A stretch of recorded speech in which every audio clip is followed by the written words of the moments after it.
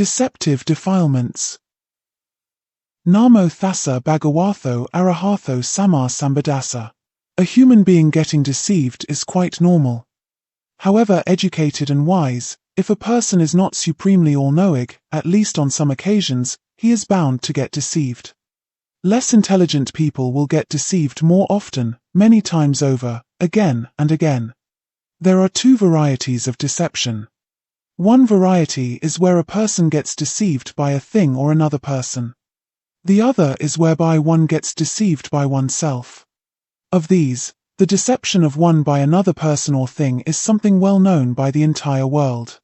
Being deceived by oneself is a mysterious fact not known to many. Even if one person attempts to deceive another, if the other is wise, he will not get caught easily in the deception. Even if he does, very soon he will become aware of it. If someone else points out the fact, he will understand at once. Many learned and wise people deceive themselves on numerous occasions. What can be said about those who are not so learned or wise? The person who has deceived himself does not understand the situation as easily as the person who has been deceived by another. On most occasions, he will not understand or accept the situation during his lifetime. Even if another wise person explains it to him, he will not accept it. Therefore it must be said that self-deception is a far more dangerous, difficult, and relentless situation. What is meant here by self-deception is being deceived by a defilement that enters the mind in the guise of a wholesome mental factor. Such defilements sneak in surreptitiously and deceitfully. They wear a clever mask when cunningly entering the mind of a person. Until a person makes a real effort and enters the path which by its own power uproots the defilements never to rise again. Even if the defilements have been suppressed by force and kept down with great effort, a person's mind is susceptible and prone to unwholesome defilements. The moment he comes across or meets with an appealing object, defilements can invade and take hold of his mind. It is only by listening to sections of the Dhamma explaining the effect of defilements, or by associating with other persons who abhor or shun defilements or unskillful actions, and or by developing wisdom by oneself, that one begins to acquire a fear and disgust for defilements. This is wholesome and skillful and directly opposed to defilements and unskillful thoughts or actions.